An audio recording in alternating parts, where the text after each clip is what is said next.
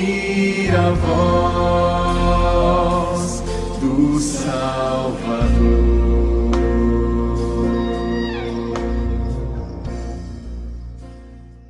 Lucas capítulo 6, versículo 39 em diante,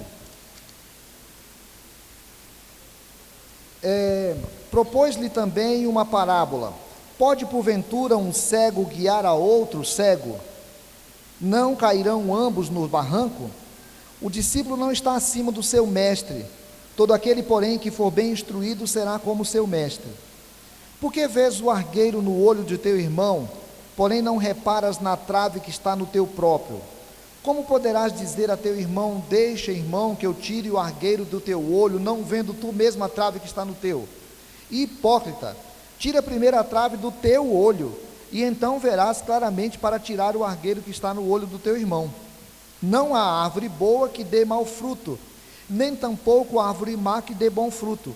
Porquanto cada árvore é conhecida pelo seu próprio fruto, porque não se colhem figos de espinheiros, nem dos abrolhos se vindimam uvas.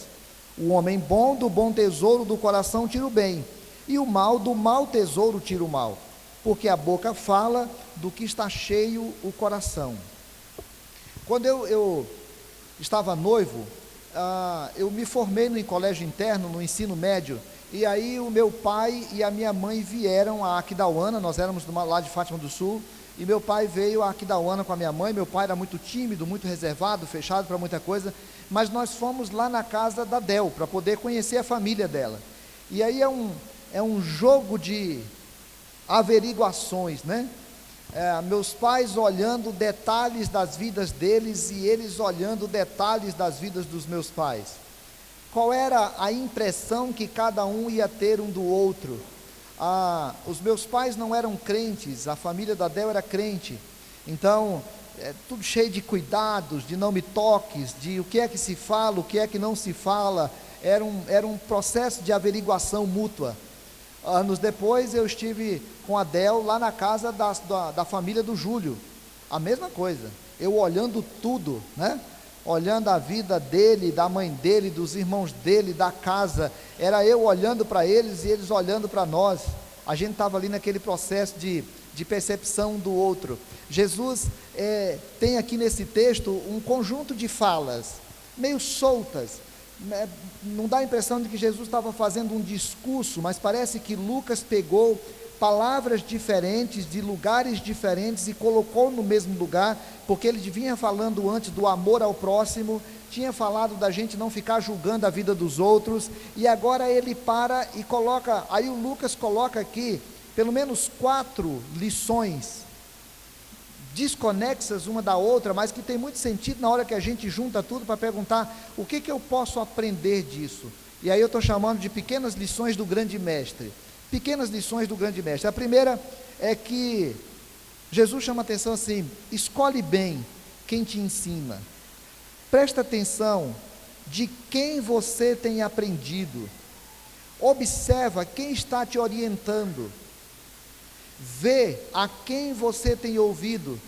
Porque a pior coisa que tem é se um cego resolver conduzir outro cego. Porque Jesus diz: se um cego for conduzir outro cego, os dois vão cair no barranco. Então presta atenção, porque o discípulo não está acima do seu Senhor. Todo aquele que for bem instruído, porém, será como o seu mestre. Você não vai conseguir ser mais do que o seu mestre. No dia que você conseguir ser mais do que o seu mestre, você se tornou mestre do seu mestre. Então, você não vai conseguir ser mais do que o seu mestre. Portanto, presta atenção de quem você tem aprendido. Observa quem está lhe ensinando. Observa quem é o seu mestre. Observa a quem você tem lido. Observa a quem você tem ouvido na internet. Observa quem é que está dando aula para você e quais são as metodologias das aulas que estão te dando, porque as aulas que estão te dando, elas não têm condição de te conduzir a outro lugar que não seja só aquilo que está ali, mas aquilo que está ali pode te conduzir para ali. Então observa, Porque Jesus diz que o mestre não pode ser maior do que o Senhor, o discípulo não pode ser maior do que o seu mestre.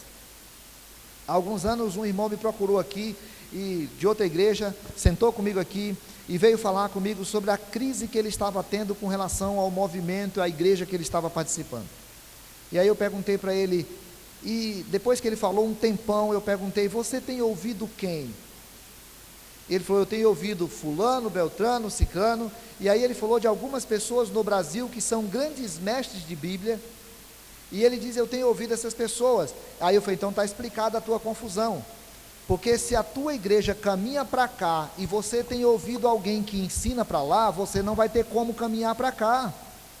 É claro que vai virar confusão, porque nós não podemos caminhar em dois caminhos, nós não podemos viajar em dois barcos, nós não podemos servir dois senhores, nós não podemos seguir dois ensinos mutuamente diferentes. Nós tínhamos no Brasil dois expoentes assim conhecidos na década de 80, que era a Neuza Itioca e o Caio Fábio. A Neuza Itioca amarrando o demônio, prendendo não sei o que, ensinando batalha espiritual, demônios territoriais. O Caio Fábio falando de missão integral, de outra perspectiva de reino, de evangelhos diferentes. E uma mulher chegou para ele e disse assim: reverendo Caio, olha, o senhor e a Neuza Itioca são as duas pessoas que eu mais gosto de ouvir. E ele disse assim: irmã, tem alguma coisa errada, ou a senhora não está me escutando direito, ou a senhora não está escutando a Neuza direito, porque nós falamos coisas absolutamente diferentes. Jesus dá uma primeira lição para nós, irmãos: presta atenção em quem você tem aprendido, com quem você tem aprendido, presta atenção quem tem lhe ensinado, porque se você não tomar cuidado, você pode estar sendo conduzido para um buraco, porque tem um cego te guiando. Essa é a primeira lição para nós. Hoje nós temos muitos mestres, mestre demais. Para começar, a mídia, a televisão, a novela, a faculdade, o WhatsApp, Facebook, o Instagram, frases e mais frases do Instagram, né? Eu amo ouvir e ler aquelas frases. Cuidado, porque você pode estar sendo conduzido para onde não quer ir. E presta atenção, você não vai além do teu mestre, você vai até aonde ele vai. Segunda lição que Jesus ensina para a gente: cuida da tua vida antes de querer cuidar da do outro. Cuida da tua vida antes de querer cuidar da vida do outro. Jesus não está ensinando isso aqui, irmãos, pensando lá no mundão. Jesus está pensando nos seus discípulos. Jesus está pensando em mim, Jesus está pensando em você, e está dizendo para mim e para você: olha, por que você fica vendo o cisco que tem no olho do teu irmão, se você não presta atenção na trave que tem no teu? Sabe por que Jesus falou isso, irmãos? Porque nós somos especialistas nisso. O erro do outro é muito claro na nossa cabeça. O erro do outro toca profundamente a nossa vida. A gente ama prestar atenção no erro do outro. A argueira, que é o cisco, é um objeto muito pequenininho que está no olho do outro, e aquele objeto tão pequenininho no olho do outro parece que me incomoda profundamente. Eu fico coçando o meu olho, porque, meu Deus do céu, como é que a pessoa pode viver dessa maneira? Eu não entendo como é que a minha mulher pode viver dessa maneira. Eu não entendo como que a minha filha pode fazer desse jeito. Eu não entendo como é que elas podem ser assim, como é que elas podem ser assadas. Eu olho alguns irmãos da igreja e fico pensando: meu Deus do céu, como é que pode? Essa pessoa diz que é crente, o cara é presbítero, o outro é pastor, como é que pode? Eu chego aqui, irmãos, eu sou mestre nisso, eu sou craque nisso. Eu também sei olhar a vida do outro igual você. Eu também sou especialista nisso igual você. Só que Jesus para e fala duramente conosco, sabe por quê? Porque ele chama de hipocrisia. Ele diz isso de hipocrisia. Tanto que ele fala assim: como poderás dizer a teu irmão: deixa, irmão, que eu tire o argueiro do teu olho, não vendo tu mesmo a trave que está no teu? Hipócrita. É dura a palavra de Jesus. Jesus disse assim: quando você está fazendo isso, você está dando uma de ator, você está querendo representar. A palavra hipócrita é essa, né? É o ator, é aquele que representa. Você fica dando uma de bonzão, avaliando a vida do outro. Você acha que a tua capacidade de perceber o erro do outro torna você um especialista? Torna nada, torna você um incompetente. Porque, em primeiro lugar, ele vai dizer: você precisa tirar o argueiro que está no teu olho. Aliás, em primeiro lugar, você tem que tirar, você tira o argueiro que está no teu olho. Porque quando você for tirar o argueiro do teu olho, você vai ver que na verdade tem uma trava. Você vai ver que tem mais sujeira no teu olho do que no olho do teu irmão. Gasta tempo cuidando da tua vida. Gasta tempo limpando a tua vida. Porque na maioria das vezes o tempo que a gente gasta prestando atenção na vida do outro é porque nós estamos fugindo de olhar para a nossa própria vida. Presta atenção nisso, irmãos. Muitas vezes nós gastamos muito tempo olhando a vida do outro porque nós não temos coragem de olhar para a nossa própria vida. Aí Jesus diz assim: você não vai conseguir perceber cisco no olho do outro se o teu olho estiver do jeito que está. Aí ele dá a lição final, né? Ele diz assim: sabe o que é a melhor coisa? Limpa o teu olho. Limpa o teu olho. Quando você limpar o teu olho, aí você vai ter uma percepção correta da vida do outro, aí você vai poder ajudar o outro. Porque Jesus não está tirando a possibilidade de eu ajudar o outro, limpar o seu olho, mas ele diz assim: limpa o teu mesmo. Limpa o teu mesmo. Porque quando você estiver limpando, você vai perceber o que é que realmente tem no olho do outro. Conta-se uma história de uma mulher que ela mudou para um lugar e ela ficava todo dia olhando a casa da vizinha, e aí chegou uma parente dela lá e foi visitá-la e disse para ela: você está gostando daqui? Ela diz: eu estou gostando muito. E você gosta da sua vizinhança? Ela diz: mais ou menos, aqui tem uma casa que é muito suja, eu não gosto muito. E ela diz: mas a mulher limpa? Ela diz: limpa nada, desde que eu estou aqui ela nunca limpa algumas coisas lá. E a mulher, por curiosidade, foi olhar, mas na hora que percebeu, não era que estava sujo lá, era o vidro da janela dela que estava sujo. Porque, irmãos, se o nosso óculos estiver sujo, a gente percebe sujeira no outro. Então Jesus diz assim: irmãos, limpa teu olho. Limpa teu olho. Porque quando você limpar o teu olho, você vai conseguir enxergar melhor. Porque às vezes a sujeira que você está vendo no outro é só o reflexo da sujeira que tem no teu próprio. Lá no consultório é muito legal, quando a gente atende casal, os casais gastam uma parte grande do dinheiro, porque eles passam várias semanas falando do mal do outro.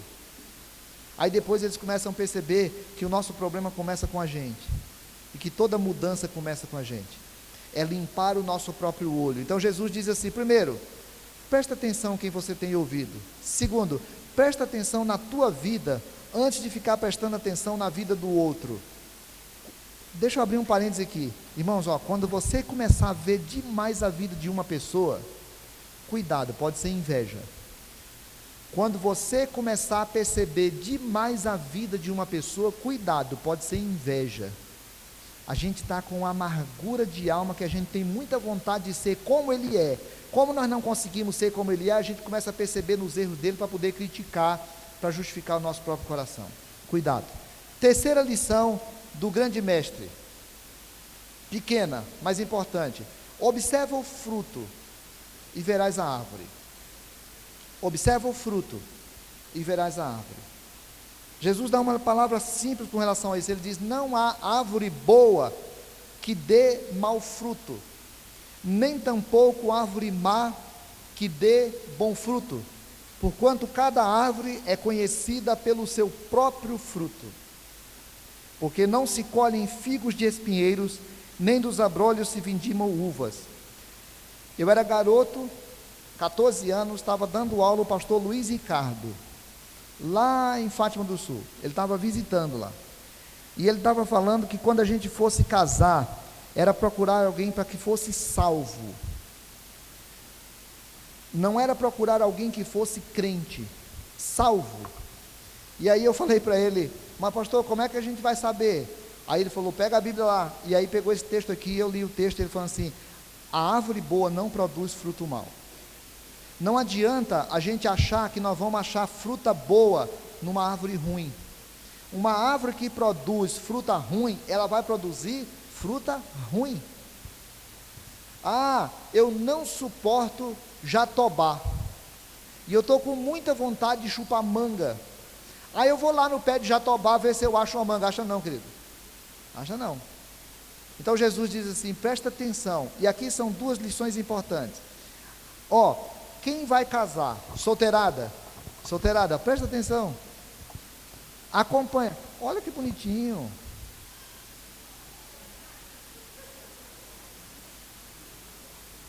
Que lindinho. Amém, irmão? Amém? Rapaz, eu não tinha visto ainda. Eu estava profetizando, mas não tinha visto ainda. Bom, mas vamos lá. Quem vai casar? Presta atenção, irmãos.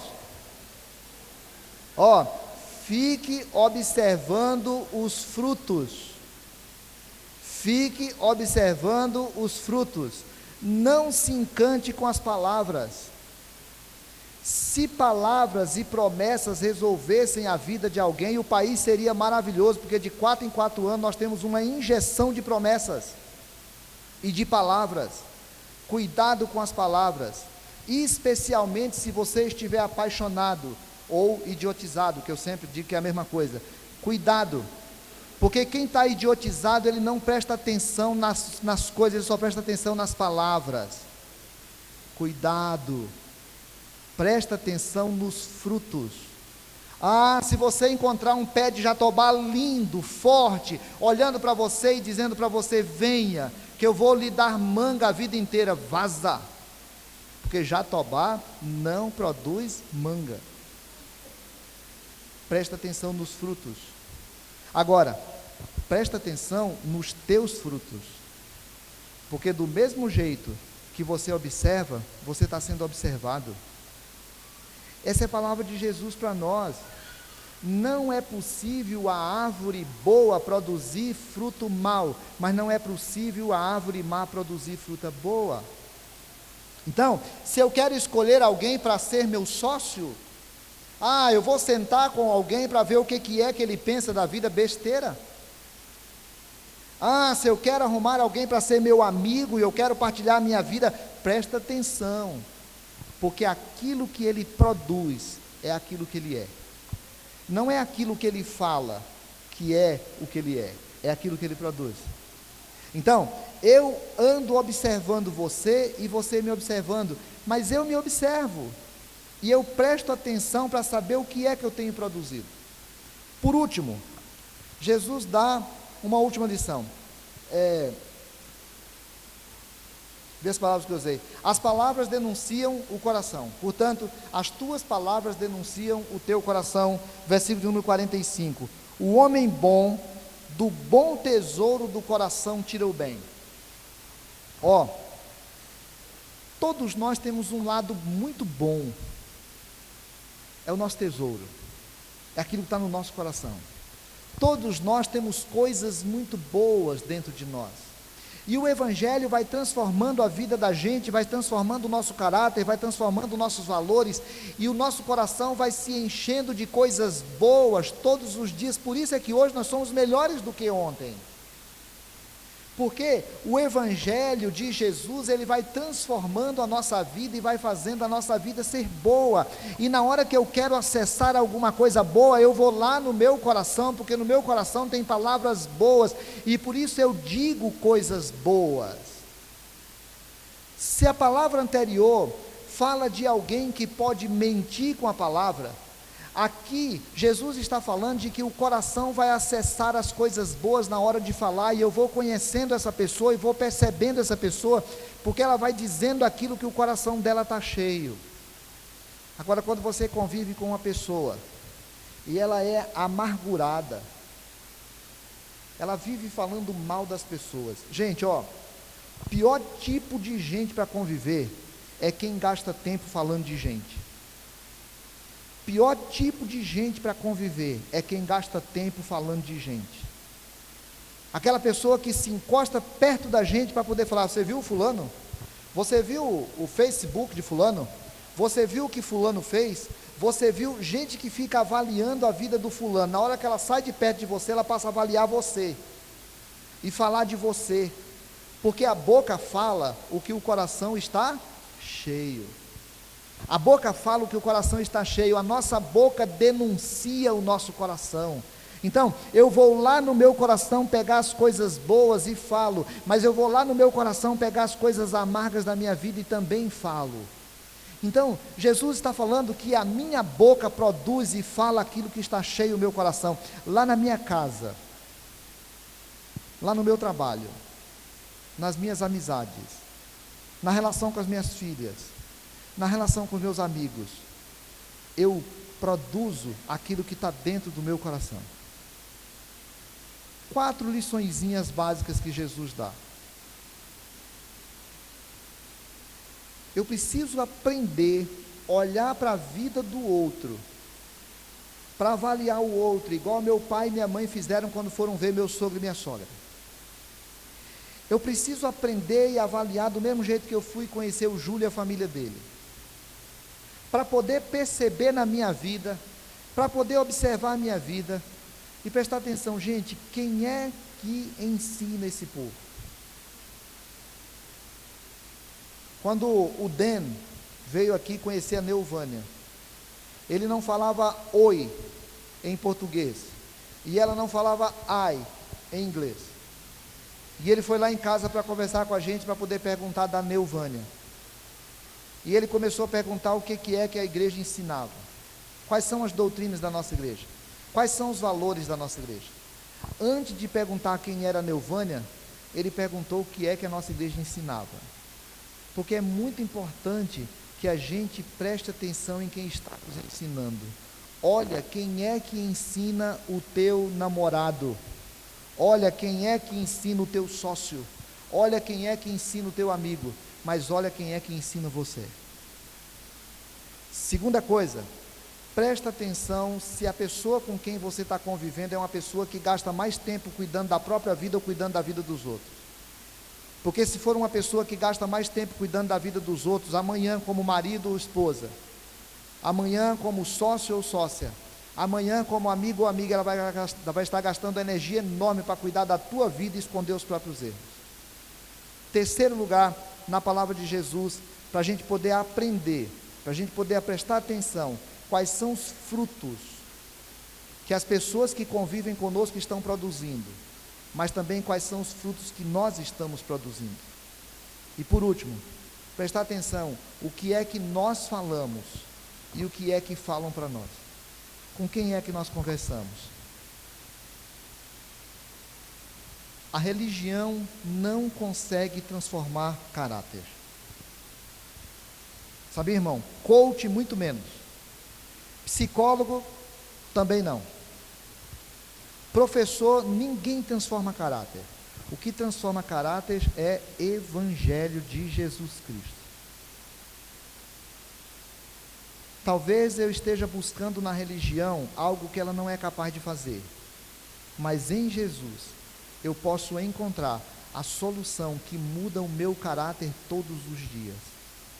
E a gente termina um dia desse parando para pensar quem eu sou. Mais do que perguntar com quem eu vivo, eu preciso perguntar quem sou. Porque se eu paro para observar quem vai casar com a minha filha, eu preciso aprender a parar para me observar. Porque ao final eu me pergunto, o que é que precisa ser transformado em mim? O que é que precisa ser transformado em mim? O que é que precisa ser transformado em ti? Nosso